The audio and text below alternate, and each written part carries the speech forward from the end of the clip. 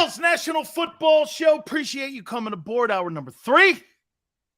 Thank you for stepping in with us. By the way, I want to thank Gary Cobb from Fox 29 in Philly and Kevin Frazier from Entertainment Tonight jumping aboard with us today.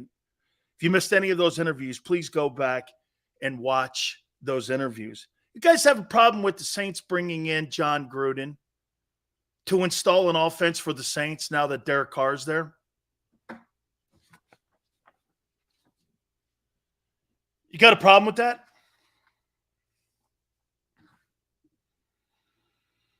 D-Hop nearing the end of his career. I don't think so. You got a problem with John Gruden being brought in? If I'm being honest with my feelings, I just don't care. Tony goes, Gruden needs to stop getting work.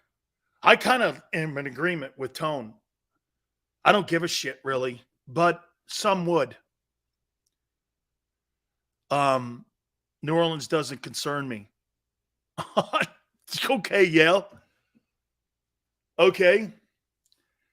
Gruden sneaking back into the NFL is okay with me. Joseph, I'm with Joseph and Tone. I don't give a shit. Okay? How many people believe, how can I do this without being what I just accused someone of being? Because I don't want to race bait.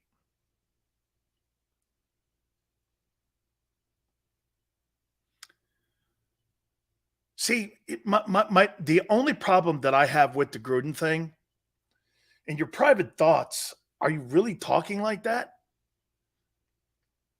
I mean, it's just an ignorant way of talking. Like, I know this. I've never sent an email in my entire life with the N-word on it. Since I've ever used email or text, I've never done that. Because that's a cognizant thing you have to have, that you wrote that word in that. Or does that even matter? I don't know. I don't know. I really didn't know how to take it. Okay? My time is too valuable to care about Gruden's emails and trying to redeem himself. Okay. Well, Tone's got a problem with him because that's a problem comment because he thinks he's useless. And you have every right to think that. Okay, and trying to redeem himself. See, that's my thing too. You know why I wouldn't bring John Gruden in? Because it offends one black player on my team. That means it affects me. You're in this together. And you've got to think together. The Saints aren't thinking together. You're not thinking together. Even if he's the 53rd dude on the team, Sills, does a man have a right to redeem himself? I do believe that. But when you have something like that, and you have 53 different personalities, and you bring a guy like that in, somebody in the room's going to go, what the fuck is this? So, like, I mean, it's an unneeded speed bump for the Saints who are trying to get their program back on track. You know what I mean? I don't see the need for that. There's, you know what? And some go like this. Well, Sills, yeah, but I made a mistake. See, when you type something and you put a script together or you put blackface scripts together and you're putting bits together, you're thinking that out. I told you, Big Sills doesn't have a plan. I write down certain topics and shit, and I look at a pattern of how I've done things. I don't put a script together, paint my face, and go, hey, how do you think that went? Do you think it went well? Do you think it landed well? I would never do that because I'm not that smart, first off, nor am I that clever, nor would I want to. Man, to me, if you're Dennis Allen, how does that help you with your locker room? That's the coolest thing. And you know what? And some of you are going, Sills, why is that important to you? Well, the Eagle locker room is what I think is one of the reasons why it's propelling them to great success. That's the kind of shit I'm talking about. The Eagles have none of that unwanted speed bump or stupid shit in the building. Do you know what you have? You have Jalen Carter in the building that everyone wants to root for and give success. How many people you think in the Saints locker room want success for John Gruden? Half? A third? 20? What's the point of putting things in your room and in your organization that are counterproductive to being successful? Do you follow me? Winning is such a small, fine line. That's fine line shit. That's the fine line. Hey, I think you can be 10-7 and be 10-7 for the rest of your lives. But I think to be a 12-win, 13, 14-win team and win the Super Bowl, I think all that shit has to matter. Maybe in people's lives, it doesn't matter. And probably, like Tone said, I don't give a shit. But when you're trying to be a champion like that, that stuff matters, especially when you have to rely on so many other souls. Me personally, I never would have even picked the phone. I wouldn't even ask them. I wouldn't want that to get around to the third-team defensive tackle that I'm talking to, a guy that had been thrown out of the league because he was writing the N-word on emails, and there's thousands of them. I don't know. I mean, I don't know. And what again? Says you? No, it's a point I'm making. Okay, just yeah, like Yale said, it's a hard pass for me. Hey, I've made a ton of them. Even for me, man, that's a hard pass. I'm like, no. My wife said something about the Redskin name. And this is kind of where I got it from, Tone. I don't really personally give a shit about the Redskin name. I don't care. NFL has had it for a billion years. I think the organization's lost a lot in their identity. However, my wife goes, but what do you think? So maybe it offends some people. Don't you think if it offends anybody, you should not have it? And I went, yeah, you're probably right. Because I don't want to offend anybody. Because it's not a hill I want to stand on. I think that's the thing Tone's saying. That's not a hill I want to stand on and battle that. I'm not going to battle that. Well, you see the Seminoles, they kept, yeah, well, I'm not going to battle that. It's not a battle I want. You know, I've learned this now. There's certain things I'm going to stand on a hill for. There's certain things I'm not now. I'm going to pick my battles better and more thoroughly thought out. That's one out. John Gruden is not a hill, if you're the Saints, that you want to stand on. Why would you stand on that? You offend half. Shit, you probably offend the entire African-American community in your locker room with that bullshit. And then your fan base.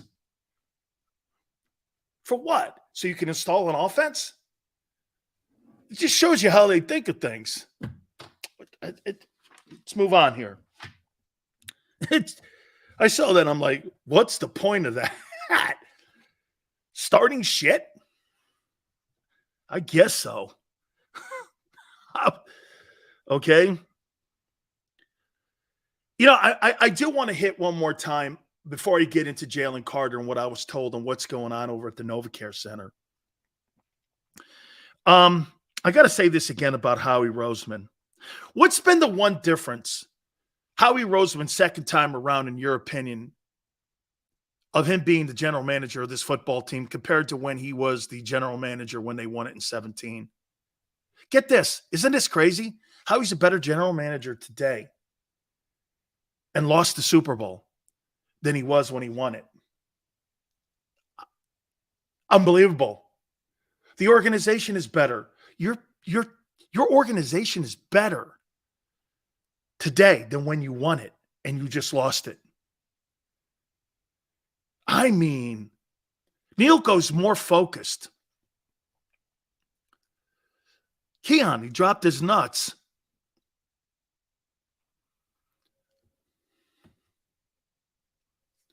I'm going to tell you what I think it is. He knows what it takes now when drafting who he wants.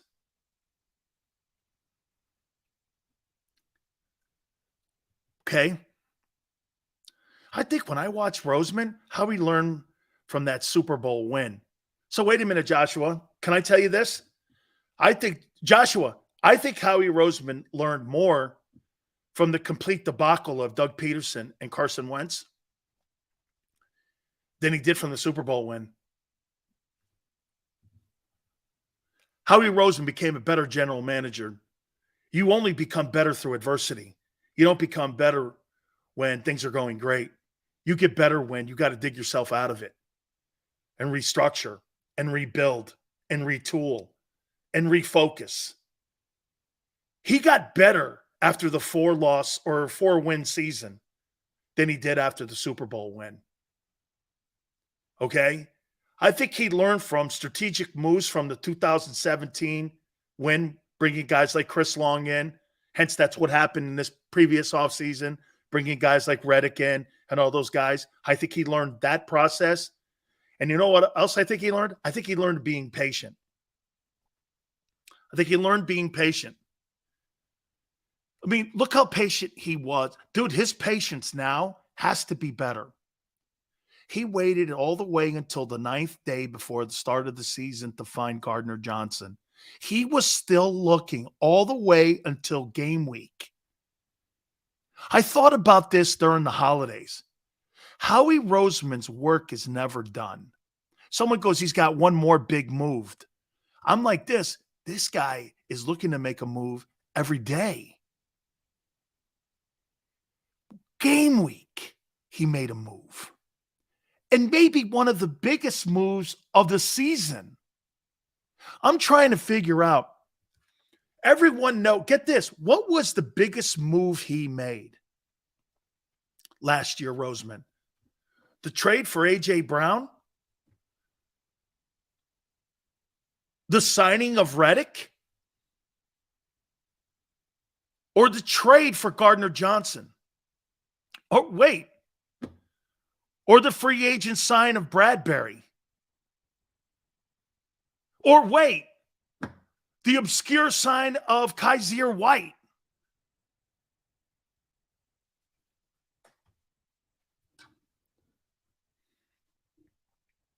Yelkos, they got Gardner Johnson for nothing.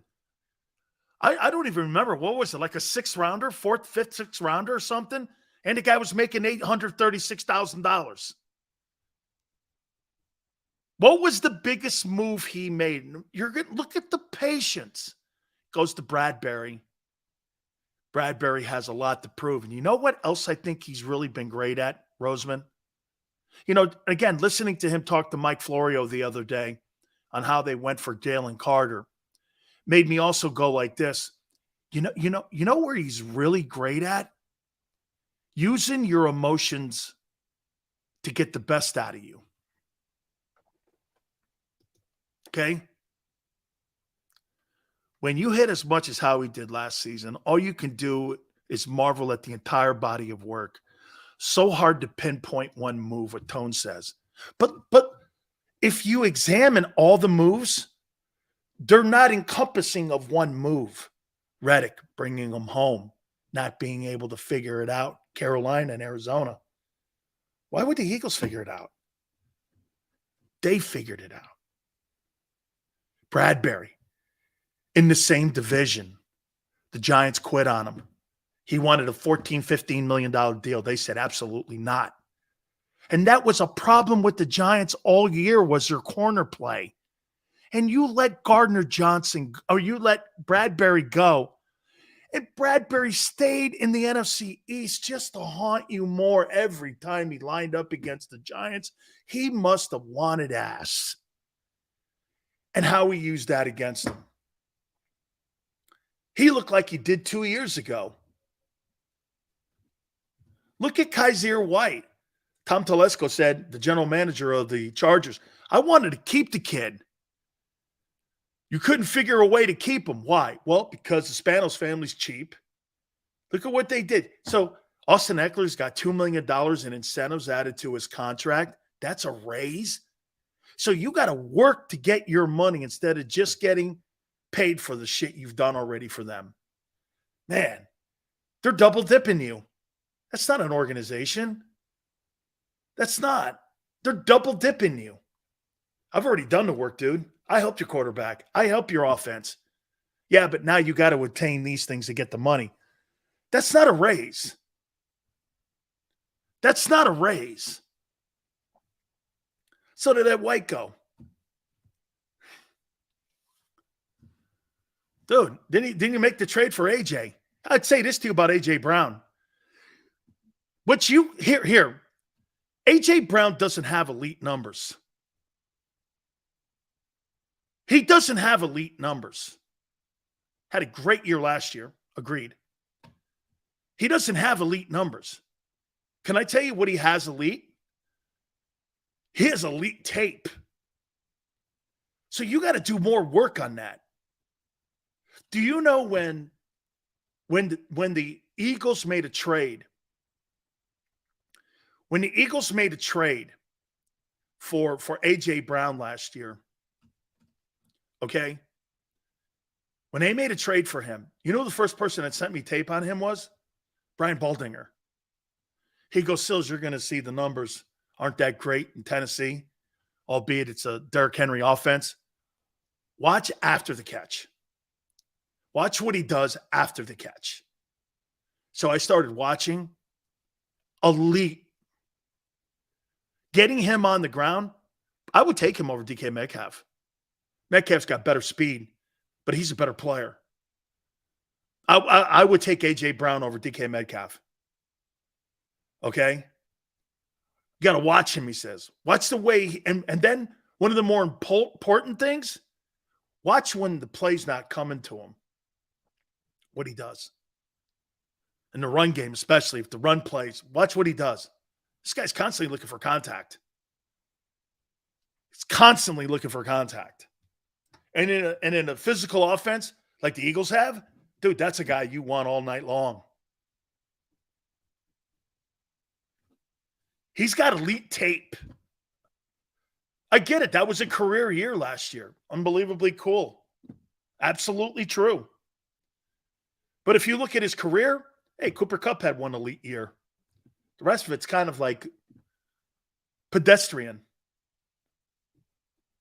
You know what I'm saying?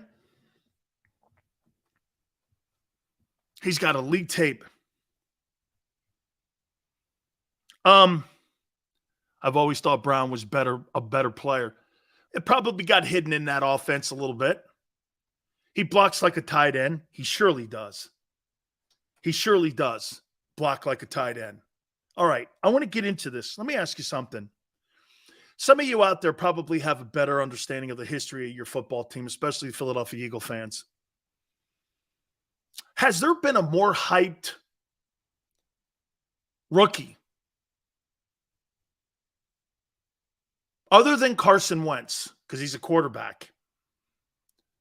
Has there been a more celebrated and hyped prospect in the last 23 years since 2000 than Jalen Carter?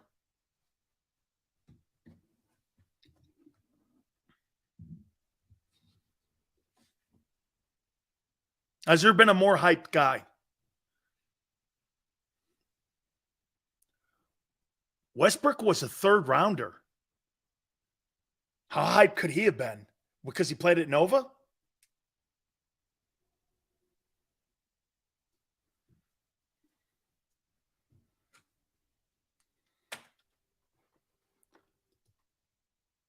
Coming out, Chase Young.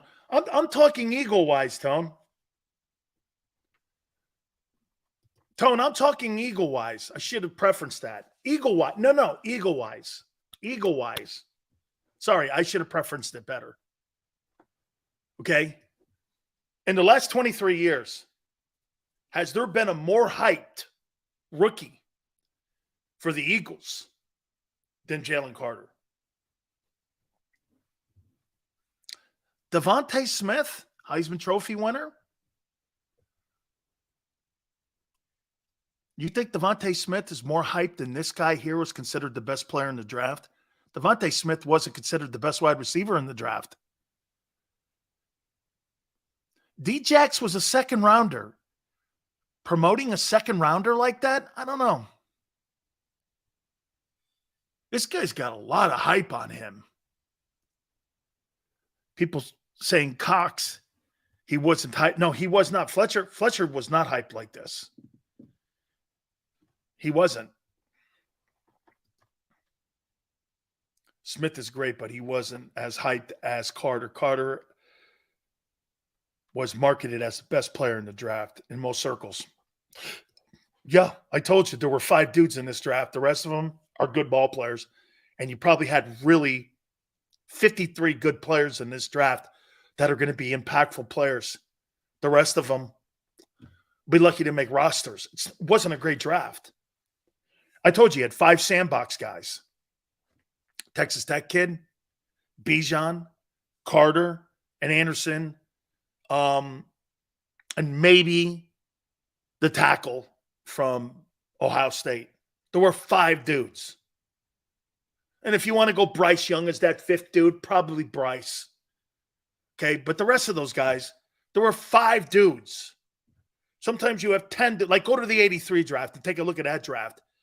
I mean, you got Bruce Smith and Billy Ray Smith and Eric Dickerson and all the quarterbacks that went. Elway, Marino, Kelly. I mean, there was like 10 or 15. Darrell Green went in that draft. There was just impact players in that draft. There was like 5 dudes in this one. So he's got a lot of hype. He is the most hype player. I've seen video of Carter doing drills, no pads. He moves great for a big man. Lane had great hype. I think he was the 4th or 5th pick in the draft for the Eagles. So that, right tackle. Let me tell you this. I'm with Yale. Let me tell you what I saw. Okay? I saw some of them highlights and somebody sent me something over, and I'm not going to say who because I don't want to get anybody in trouble here. But I watched some tape on this kid. Okay, him running around. Man, I'll tell you what, for a guy that's 6'4", 6'5", 325 pounds, 318, I think they said. And for him moving the way he moves, he's the best defensive football player on that team right now. I'm going to tell you, man, you ain't got a football player on that team that has more talent than that guy. You do not have a player on that team. Remember something, Reddick's not the best tackler, and he's not a good cover guy. This guy here, man, okay? This guy here, man, is just, I mean, he's got the makings of being very special. Like, for the size he has, better than Reddick. Reddick's one-dimensional, dude. This guy's not coming off the field. He's a 3-down guy. And I got to tell you this. I hate to tell you guys this, but this is bad news for Jordan Davis. He ain't starting this year. Fletcher's going to start next to Jalen Carter. And the rotation guy for a second year in a row is going to be Jordan Davis. Now, and once again, I am not calling Jordan Davis a bust. But if you can't start in your second season in the NFL, you are not the 13th pick. You are not the 13th pick. Okay? You are not. JM goes, you still think Nolan gets more sacks than Carter? Yeah, because interior tackles. When's the last time you had a 10-sack guy at the interior? Hardgrave, and then how far do you have to go back to find a 10-sack guy? Probably Fletcher or something he did, where you had a 10-sack defensive tackle. Do you understand double-digit sacks? That's why Hardgrave got paid $20 million. He got paid $20 million. Why? Because he had double-digit sacks. Getting double-digit sacks in the interior is incredible. You don't see double-digit sack guys. Okay? You don't see double-digit sacks. Okay? Neil goes, Fletcher a few years before that. Fletcher's a borderline Hall of Famer. Okay? I mean, name me a double-digit sack guy in the NFL today. Donald? Hardgrave?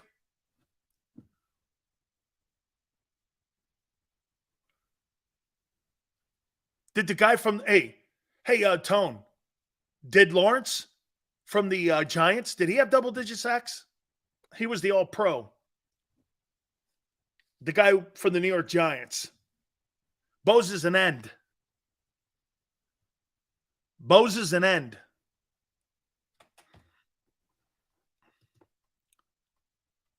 Lawrence had 7.5 and was the all-pro. The New York Giant defensive tackle who beat out Javon Hargrave, and he did that at the nose. 7.5 at the nose. Pretty impressive.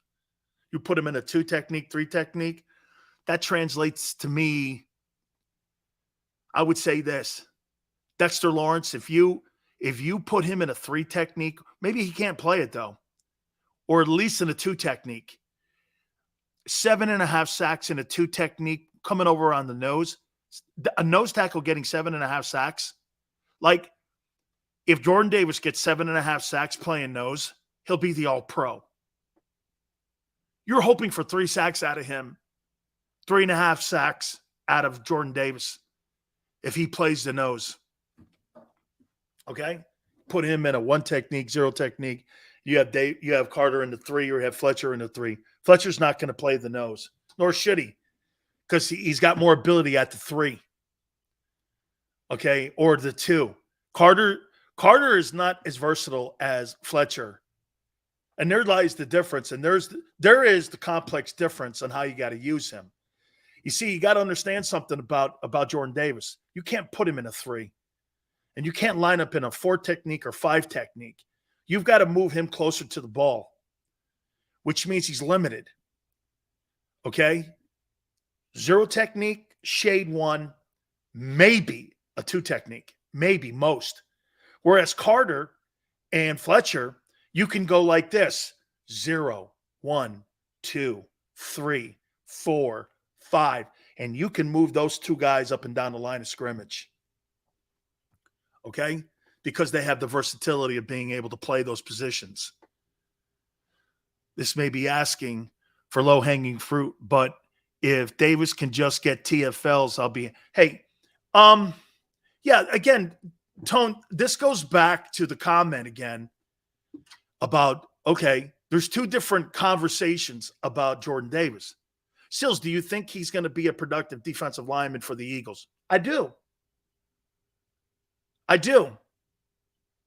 Okay? Do you think, Sills, that he'll be in the light of – and by the way, I didn't have a problem drafting him. I had a problem drafting him 13th. I said that.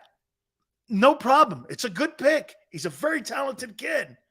I thought 13th was higher. I thought he was more down in the 20s. When I first – you can ask Xander. I had him down when the Eagles had the 22nd pick, the year they took him. I thought he was somewhere in there. And I wanted the kid Lloyd from Utah and the defensive back from Washington, because the Eagles had 3 picks. Those were the 3 guys I wanted. Funny, all 3 started. Well, except for Jordan. I like the kid Wyatt who was down there. I think the kid Wyatt's in Green Bay. I think so. Okay, dude. See, it's a conversation. The problem, Tone just goes, "Hey, I'm just looking for TFLs, tackles for losses." I don't think he's a penetrating guy. I think he controls the line of scrimmage, and he doesn't get up the field like this kid Carter gets up the field, or the same way that Hargrave and Fletcher got up the field last year. Those guys get up the field and create another line of scrimmage. See, you got to remember something. When you're a here's one of the things that Aaron Donald just doesn't get a lot of credit for. No, it's a different NFL today. But when you get up the field, and sometimes they'll run behind where he gets up the field, and they'll come underneath. Well, that's the backside tackle's responsibility. And because they pay him a shitload of money and the Rams don't budget their money well, they got a stiff over there. And what happens? You have a lane. And that's how teams beat the Rams now, is because they run behind Donald. But if you have a good defense, remember when Sue was there, it was Sue and Donald. They won the Super Bowl because Sue had the backside. He knew he wasn't. See, Ndamukong Suh is a very smart player. He's not asked to get up the field and make TFLs anymore. He can do it at times when he's feeling good. But he's there to get the backside three techniques gap to make sure that there's not lanes. And that's what he did effectively last year to help Reddick and the outside pass rushers. He became a one-dimensional player, and he was comfortable with that because his best days, he knew he was on the back nine of his career. He knew that. He had no problem. He had made his money. He's looking for a championship ring. I wouldn't mind bringing him back. I'd have no problem. I don't want Ndamukong Suh going through training camp. I don't need him in training camp. I don't even need him in OTAs. Dude, I need him against the Patriots. Okay? Those guys were brought in to protect the three technique. And how you protect the three technique is making sure there's not run lanes in the middle. And the Eagles, this is why I tell you, the 49er guys think they got a steal in this guy Hargrave. I think the guy Armstead, who's going to play next to him, he's a good ball player. But I don't think those two are going to be as formidable as you think against the run. And what I would do to San Francisco? See, this is where I think the Eagles can beat San Francisco. You know where? I think they could beat them with Landon Dickerson and with Kelsey running up the middle. I think they can run the ball on them. Okay, and Jalen making decisions. I don't think they're going to be as formidable as they think stopping the run. I mean, Hargrave is a really good pass rusher, especially for a two technique, and play him at the three at times, and you could drop him in at the nose. He's really effective there too. You know who he's like, that Mozzie Smith guy, but he's better. That's who he kind of reminds me of. Or Mozzie Smith reminds me of kind of that player. But Hargrave didn't. They were down like 16th in the run game last year. How does that help San Francisco? I don't know.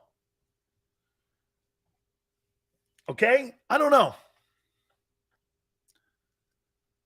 Says, who's the last rookie edge rusher on the Eagles with 10 sacks?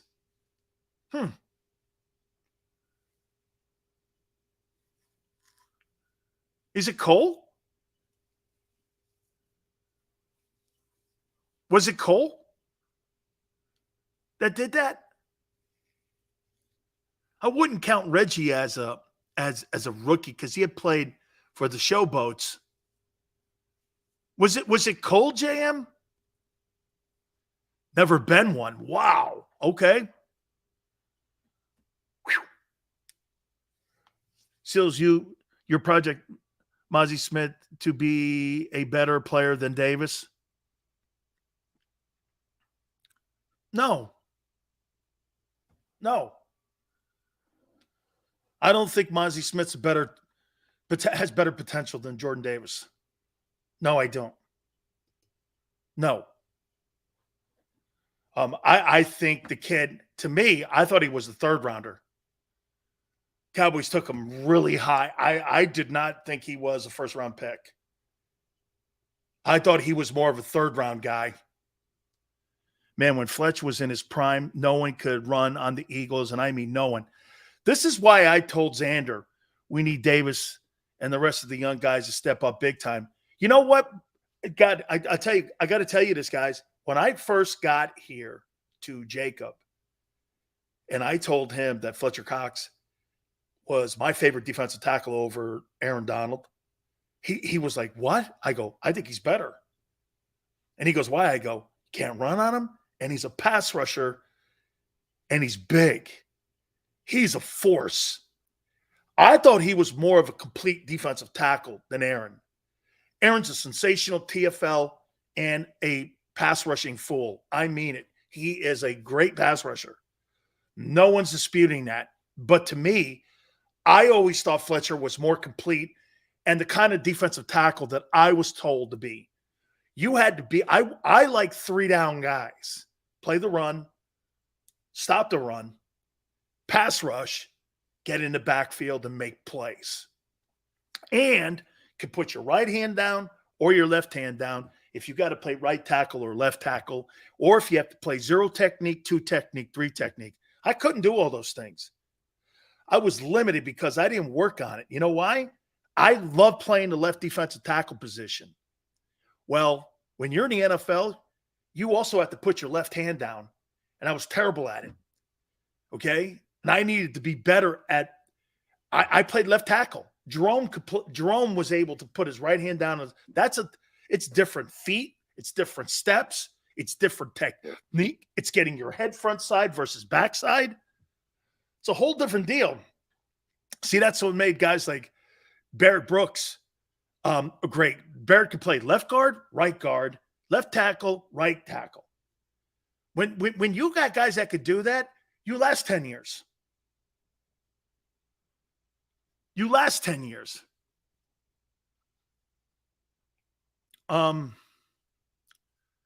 Fletcher's done.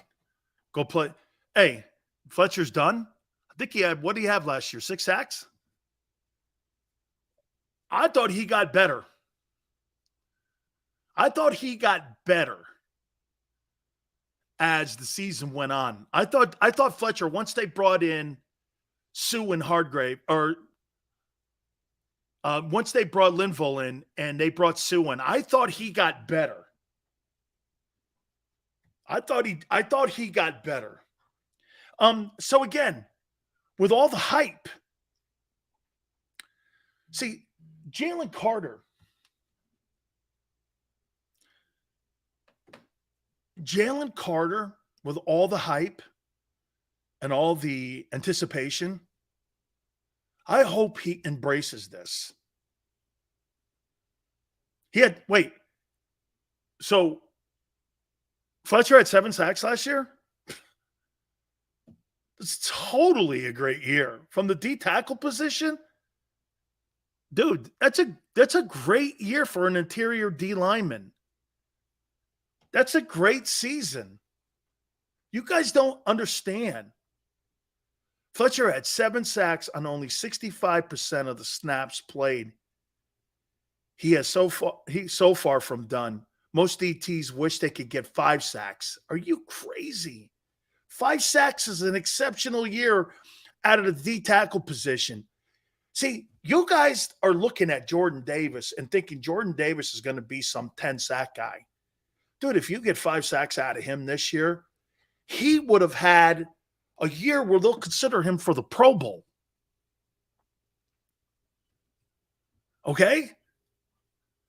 Defensive tackles like Warren Sapp and John Randall and Aaron Donald getting 18 sacks, 16 sacks, those guys are freak shows.